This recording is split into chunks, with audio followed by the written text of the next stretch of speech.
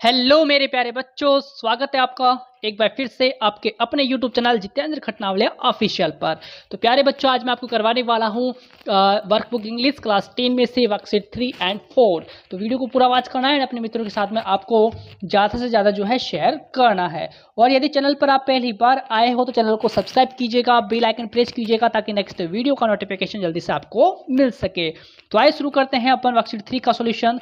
तो देखिएगा यहाँ पर 2 स्टोरीज अबाउट फ्लाइंग, यानी कि उड़ान के बारे में 2 कहानियां। ठीक है, 2 स्टोरीज अबाउट फ्लाइंग, उड़ान के बारे में 2 कहानियां। तो हिज फर्स्ट फ्लाइट यानी कि उसकी पहली उड़ान। ओके, तो आइए पैसेज को पढ़ते हैं अपन।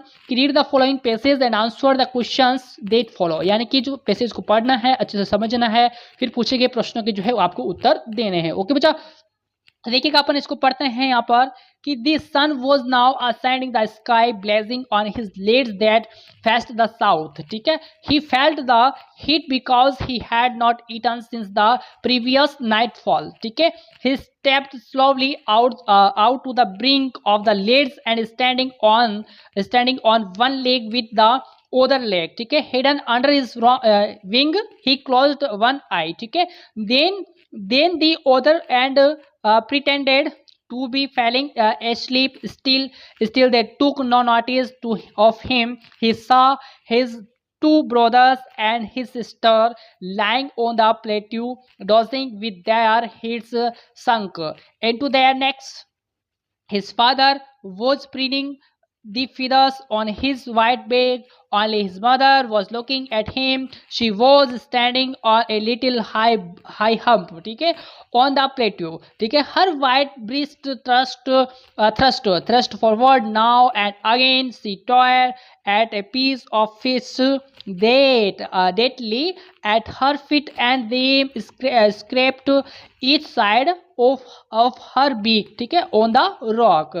The sight of the food maddened him. How he loved to fear food that way, scraping his beak now and again to eat it. ठीक है, इस प्रकार से आपको पैसेज को पढ़ना है, समझना है। अब इसके प्रश्न करते हैं अपन कि who is being referred to as he in the above passage, यानी कि जो पैसेज है इसके अंदर वह कहा जा रहा है, वह किसको कहा जा रहा है यहाँ पर, तो सिगुल हो जाएगा। क्या हो जाएगा?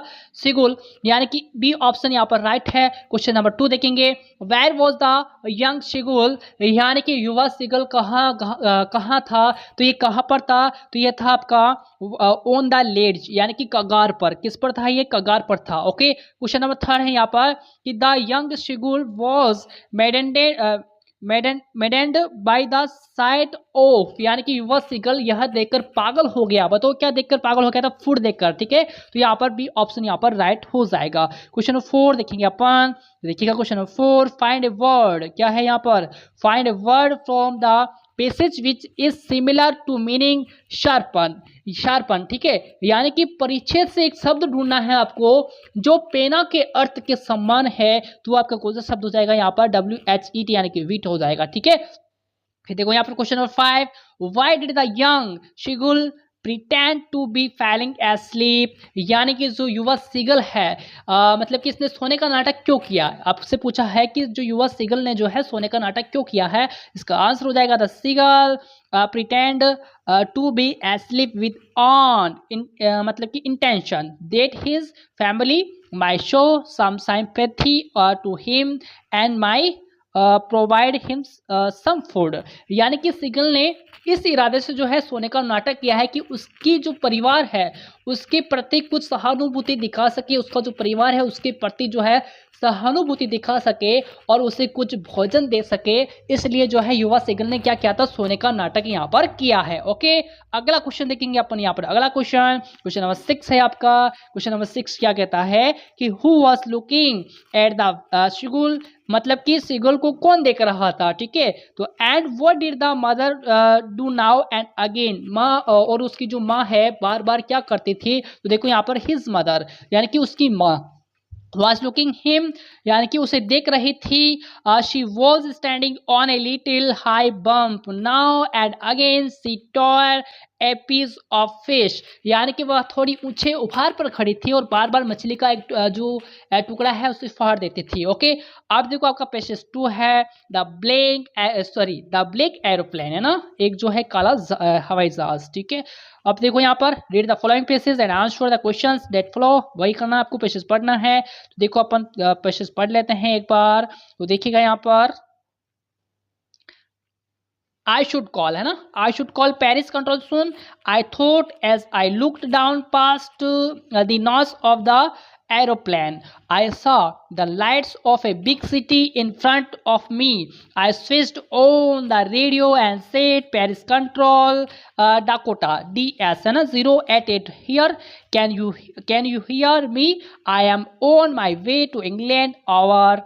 Okay, तो देखो यहाँ पर अगला है आपका कि द वॉइस वर्णन करता। अब देखो यहाँ पर the voice from the radio answered me immediately DS088 I can hear you मतलब कि you ought to turn 12 degree west now DS088 over. ठीक है, I check the map and the compass whizzed over to my second and last fuel tank and turn the Dakota 12 degrees west towards England.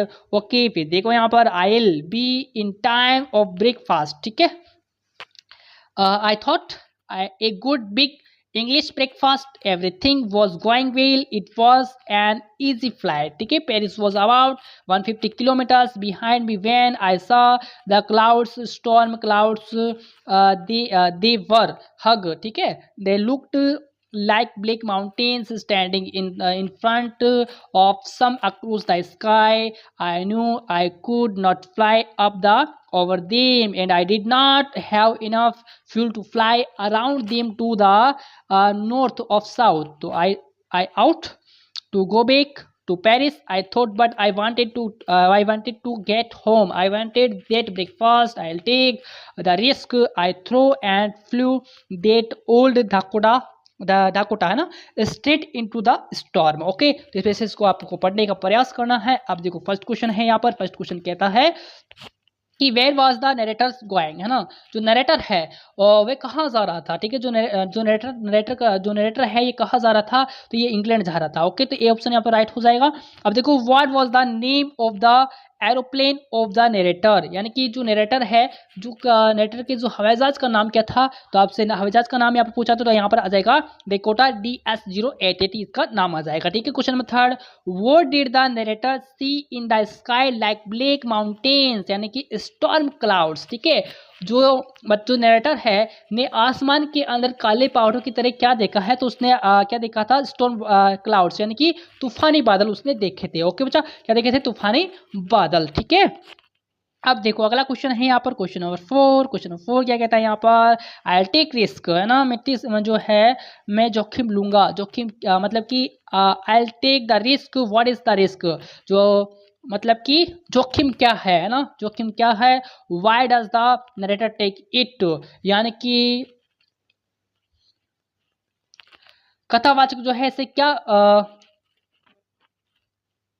लेता है ना, हाँ क्या लेता है। Okay, तो देखो यहाँ पर answer, the risk was to fly the old Dakota aeroplane through the huge storm cloud. ठीक है, despite knowing the practical difficulty of doing so, the narrator takes the risk because the wanted of spend his holidays with his family in England. He wished to release the big English breakfast, ठीक है, at home and did not mind taking the risk. यहाँ पर the risk है बच्चे, है ना, यहाँ पर क्या है, यहाँ पर जो है लिखा हुआ है, यहाँ पर देखो, यहाँ पर जो है, यहाँ पर क्या लिखा हुआ है, द रिस्क लिखा हुआ है। क्या लिखा है, द रिस्क यहाँ पर लिखा हुआ है, तो आप इसके आगे लिखोगे, टॉकिंग के आगे आप लिखोगे द रिस्क। ओके, अब देखो यहाँ पर अगला है आपका क्वेश्चन नंबर 5। क्वेश्चन नंबर 5 क्या कहता है, why did the narrator think it was on easy flight. ठीक है, यानी कि वर्णन करता जो है यहाँ पर, जो नरेटर है ने यह क्यों सोचा कि यह एक आसान उड़ान थी। ठीक है, तो देखो यहाँ पर कि the narrator said that it was an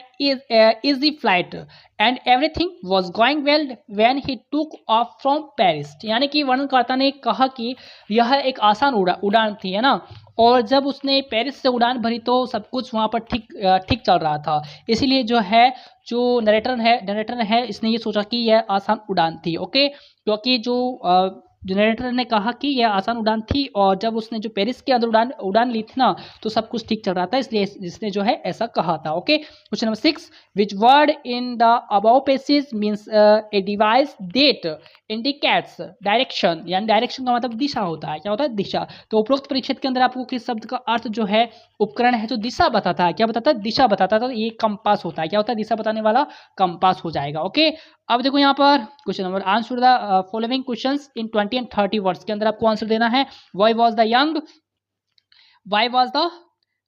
Shigul afraid to fly? तो he was afraid to fly because his wings would never support him हो जाएगा। ओके, ये आंसर आप लिखेंगे। क्वेश्चन नंबर 2 है यहाँ पर, describe the narrator's experience as he flew the aeroplane into the storm. तो देखिए यहाँ पर answer, as he flew into the storm everything went black, it was impossible to see outside from the aeroplane, even his compass was there, it was a terrible, है ना, terrible and fearsome। ठीक है, experience for him, यहाँ पर है experience for him लिखा हुआ है। ओके, इस प्रकार से आप आंसर लिखेंगे। फिर देखो यहाँ पर what made the woman in the control center look at the narrator strangely? Okay, तो आंसर लिखो, because the narrator asked her about the big aeroplane। ठीक है, तो but she saw no plane except the narrator's plane in the sky during the storm। Okay, इस प्रकार आपको answer लिखना है। 80 वर्ड्स के अंदर अब आंसर देना है आपको।